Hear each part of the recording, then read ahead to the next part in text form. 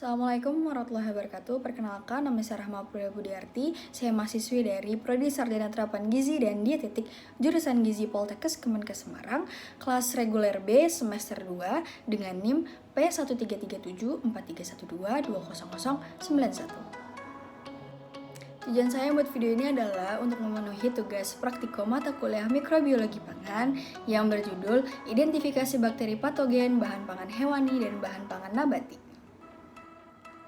Sedikit penjelasan mengenai pangan. Pangan merupakan kebutuhan yang paling mendasar bagi manusia, sehingga ketersediaan pangan perlu mendapat perhatian yang serius baik kuantitas maupun kualitasnya.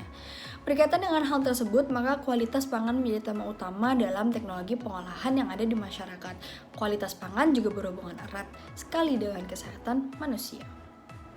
Nah, sebagaimana yang dikatakan oleh Pak Suparno di 1994, katanya gini, sumber pangan baik yang berasal dari sumber nabati maupun hewani perlu penanganan khusus, terutama pangan hewani segar seperti daging sapi, daging ayam, daging ikan, dan lainnya. Lalu bahan pangan yang mengalami kerusakan akibat mikroba berpotensi mengakibatkan penyakit pada manusia yang mengkonsumsinya. Beberapa penyakit yang ditularkan oleh manusia melalui makanan diantaranya ada botulism, salmonellosis, dan keracunan makanan oleh Staphylococcus, sebagaimana yang dikatakan oleh Limbong 2003. Di sini saya menggunakan beberapa jurnal atau artikel yang saya ambil untuk tema identifikasi bakteri patogen bahan pangan hewani dan nabati ini. Salah satunya untuk bahan pangan hewani adalah identifikasi bakteri patogen pada olahan daging sapi penyebab KLB keracunan pangan di Temanggung tahun 2018. Apa itu KLB? KLB ini adalah singkatan dari kejadian luar biasa. Nah, kasus KLB keracunan pangan ini terjadi di Bonjor, Temanggung, Jawa Tengah pada 16 Juli 2018 lalu dengan korban sebanyak 42 jiwa dan mengancam 950 penduduk. Diduga kasus KLB keracunan pangan ini disebabkan oleh makanan berupa daging sapi rebus dan bumbu yang disajikan pada pesta rakyat. Nah, kejadian luar biasa keracunan pangan ini menurut Permenkes nomor 2 tahun 2013 adalah suatu kejadian di mana terdapat 2 orang atau lebih yang menderita sakit dengan gejala yang sama atau hampir sama setelah mengkonsumsi pangan, dan berdasarkan analisis epidemiologi, pangan tersebut terbukti sebagai sumber keracunan. Penyakit yang diakibatkan keracunan pangan merupakan salah satu penyebab penting kesakitan dan kematian.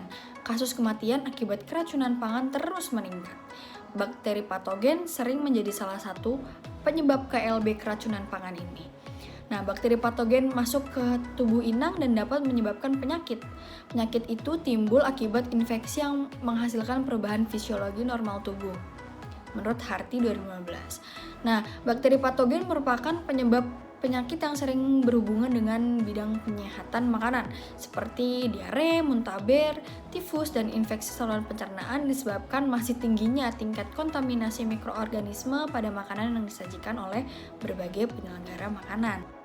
Lalu menurut Todar 2008, bakteri patogen yang sering menjadi penyebab penyakit pada manusia adalah E. coli, Shigella dysenteriae, Vibrio cholerae, Streptococcus pneumonia, Pseudomonas aeruginosa, Staphylococcus aureus, Campylobacter sp, Salmonella enteric, Salmonella typhi, Taenia solium, dan Mycobacterium sp.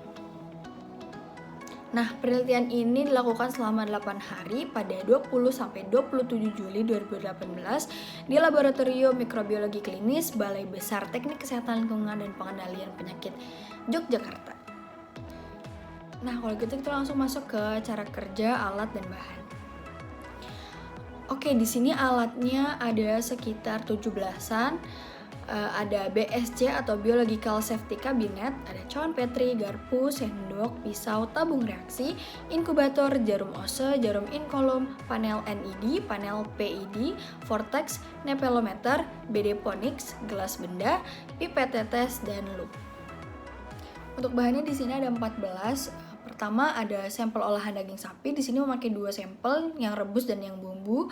Lalu ada BHI atau brain heart infusion. Selanjutnya ada selenite broth, terus lalu ada APW atau alkaline peptone water, terus ada TSA, triptik soya agar, ada SS, Salmonella shigella, selanjutnya ada XLD atau Xylose lysine deoxycholate, terus ada EMB, eosin methylene blue, ada MC, McConkie, ada CR atau chromogold, ada MSA, mannitol salt agar, TCBS, thiosulfate, citrate bile salts, sucrose, ID broth, dan antiserum H7. Nah, pertama ini kita mempreparasi dan inokulasi sampel pada medium pengkaya. Sampel daging sapi, rebus, dan bumbu ini dicacah hingga halus.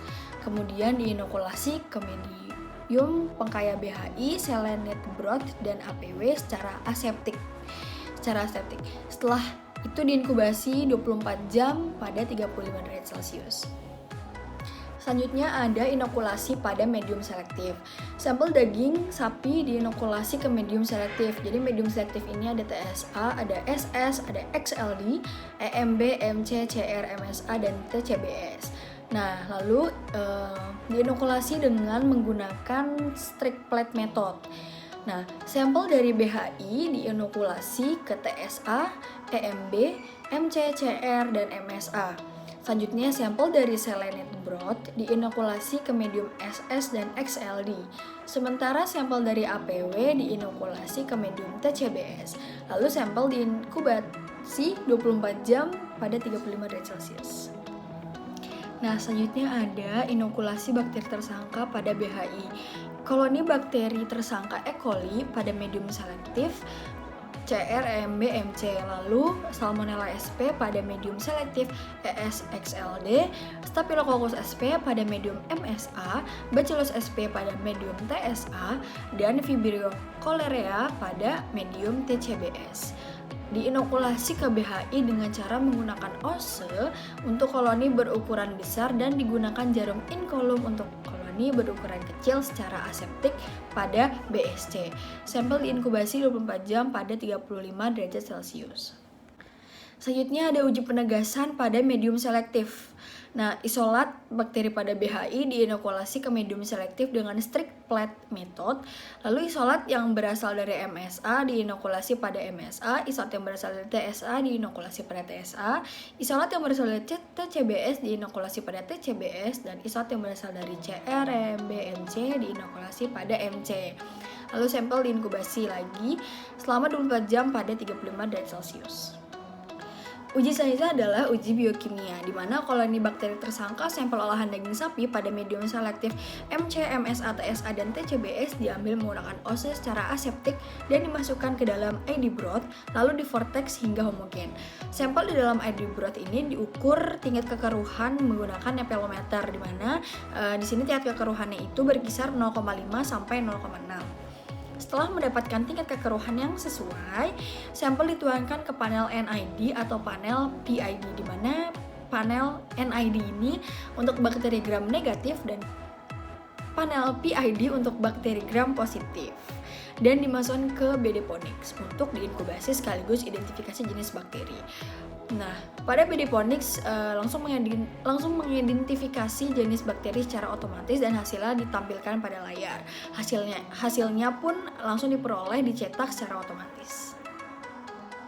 Selanjutnya ada tes antisera E. coli, di mana permukaan gelas benda digambari lingkaran. Antiserum H7 diteteskan di dalam area lingkaran pada gelas benda. Koloni bakteri E. coli diambil dengan OSE dan diratakan dengan antiserum H7. Gelas benda diputar agar koloni bakteri dan antiserum H7 tercampur hingga homogen. Hasil positif ditandai dengan adanya gumpalan seperti pasir.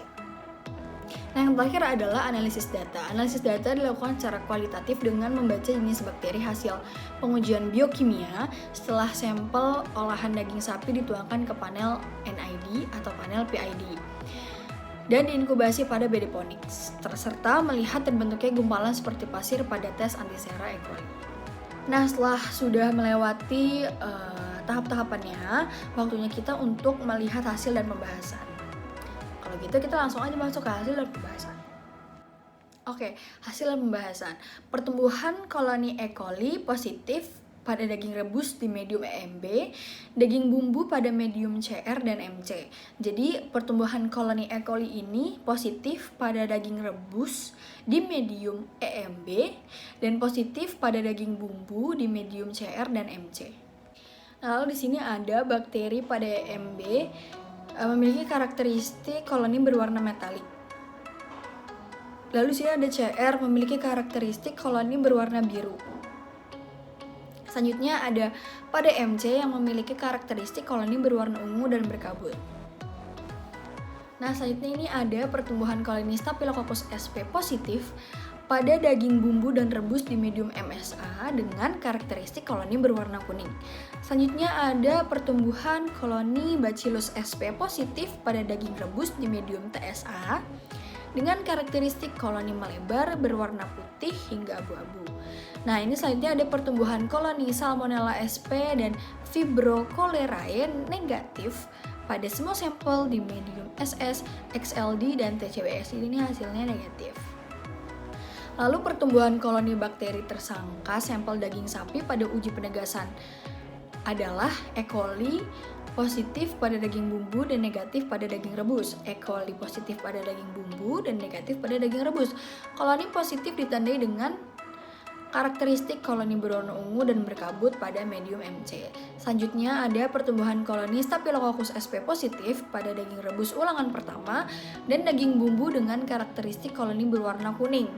Sementara pada daging rebus ulangan kedua bersifat negatif pada medium MSA. Nah, terjadi perbedaan hasil antara daging rebus ulangan kedua bukan merupakan Staphylococcus sp, sehingga hasil pertumbuhan koloninya bersifat negatif. Nah, selanjutnya ini ada pertumbuhan koloni Bacillus sp pada medium TSA adalah positif pada daging rebus untuk kedua ulangan dengan karakteristik koloni berwarna putih sampai abu-abu. Nah, di sini ada hasil dari uji biokimia untuk mengidentifikasi jenis bakteri pada sampel daging sapi menggunakan BD-Phonics. Nah, sampel daging sapi rebus teridentifikasi mengandung bakteri Staphylococcus schizoi, Bacillus thuringiensis, dan Staphylococcus gallinarum. Sementara pada daging sapi bumbu teridentifikasi mengandung bakteri E. coli dan Staphylococcus gallinarum. Lalu di sini hasil dari tes antisera untuk mengetahui patogenitas E. coli pada sampel daging sapi bumbu didapatkan hasil E. coli pada sampel tidak bersifat patogen. Nah, kesimpulan pada artikel atau jurnal ini adalah KLB atau kejadian luar biasa keracunan pangan di Temanggung tahun 2018 ini disebabkan oleh kontaminasi Staphylococcus schizoi pada daging sapi dan E. coli pada daging sapi bumbu. Oke, sekarang kita lanjut ke bahan pangan nabati. Bahan pangan nabati juga saya mengambil dari beberapa artikel, salah satunya ini dari Surtayandarmaja, yaitu uji cemaran bakteri Salmonella sp dalam tahu putih yang diproduksi pada industri rumah tangga di Naimata. Penjelasan sedikit tentang bakteri Salmonella sp. Bakteri Salmonella sp merupakan salah satu genus dari Enterobacteria CAC yang dapat mencemari makanan dan dapat berkembang biak secara cepat karena keadaan lingkungan yang panas dan lembab. Dapat menstimulir pertumbuhannya. Jadi lingkungan yang panas dan lembab itu dapat menstimulir pertumbuhan dari bakteri Salmonella. Nah, tempat-tempat yang memungkinkan tersebarnya cemaran Salmonella ini menurut Imam dan Sukamto tahun 1999 yaitu misalnya ada di rumah-rumah, rumah makan, asrama, hotel, pabrik pembuatan kedelai, dan sebagainya. Lalu bakteri Salmonella sp merupakan salah satu mikroba yang mengganggu sistem pencernaan dengan toksin yang dihasilkannya yaitu enterotoksin. Gejala yang timbul akibat infeksi makanan ini berupa mual, muntah, sakit perut, mendadak disertai diare. Jadi dari mual, muntah, sakit perut langsung bisa diare. Nah, gejala ini bisa timbul 10-24 jam, cepat juga ya, setelah mengkonsumsi makanan yang tercemar. Kalau gitu kita langsung ke cara kerja alat dan bahan. Oke, di sini alatnya ada sekitar 12, yaitu yang pertama ada kantong Stomacher, tabung reaksi, ada pipet volume 1,0 ml, ada pipet volume 10,0 ml, ada Erlenmeyer, ada autoclave, ada lampu Bunsen, ada laminar airflow, ada jarum Ose, timbangan, inkubator, dan cawan Petri. Untuk bahannya yang pertama ada sampel tahu putih, lalu ada buffered peptone water atau BPW, ada Mueller-Kaufmann tetrathionate nofabiosin broth atau MKTTN, ada Rappaport Faciliadis medium plus soya atau RVS, lalu ada Brilliant Green Agar atau BGA, dan yang terakhir ada Xylose Lysine deoxycholate atau XLD. Nah, di sini yang pertama kita harus mensterilisasi alat, meliputi cawan Petri, pipet volume, tabung reaksi, Erlenmeyer, Becker glass dilakukan dengan cara pertama, peralatan yang telah disiapkan disteril, dimasukkan ke dalam oven dan disterilkan pada suhu 80 derajat selama 2 jam. Terus bila telah mencapai 2 jam, tutup oven, dibuka dan dibiarkan dingin. Lalu alat tersebut siap digunakan. Lalu masuk ke penyiapan media. Nah, penyiapan media ini ada 5 media. Jadi yang pertama kita akan menyiapkan media buffered peptone water atau BPW. Pembuatan dan sterilisasi. Jadi ditimbang 4,5 gram dan dilarutkan pada 22,5 ml aquades di atas hot plate dengan sesekali pengadukan sampai homogen. Kemudian disterilisasikan dalam autoclave pada 121 derajat Celcius selama 15 menit. Penyiapan media yang kedua adalah media Mueller-Kaufmann tetrathionate nofabiosin broth atau MKTTN. Ditimbang 8,942 gram larut. Lalu dilarutkan 100 ml aquades, panaskan di atas hot plate sampai mendidih, ditambahkan 2 gram yodium dan 2,5 gram kalium iodin dalam 10 ml aqua steril bersamaan dengan penambahan 0,2 ml nofabiosin untuk menekan pertumbuhan spesies Proteus. Yang ketiga adalah Rappaport Faciliadis medium plus soya atau RVS. Ditimbang 2,711 gram, dilarutkan dalam 100 ml air suling, panaskan di atas penangas air sambil diaduk perlahan sampai homogen, kemudian disterilkan menggunakan autoclave pada suhu 121 derajat Celcius selama 15 menit. Yang keempat yaitu Brilliant Green Agar atau BGA. Suspensikan 5 gram ke dalam 100 ml air suling, didihkan sampai mendidih, tambahkan 100 mg sulfapiridin, lalu sterilkan dengan autoclave pada suhu 121 selama 15 menit juga. Nah, yang terakhir adalah yang kelima Xylose Lysine deoxycholate. Nah, atau XLD, di mana suspensikan 5,5 gram ke dalam aquades steril, panaskan dengan sering diaduk pada suhu 50 derajat Celcius. XLD tidak dianjurkan menyiapkan dalam volume besar yang memerlukan pemanasan berkepanjangan yang menghasilkan endapan. Lalu di sini ada pemeriksaan bakteriologik menurut Anonim 2002.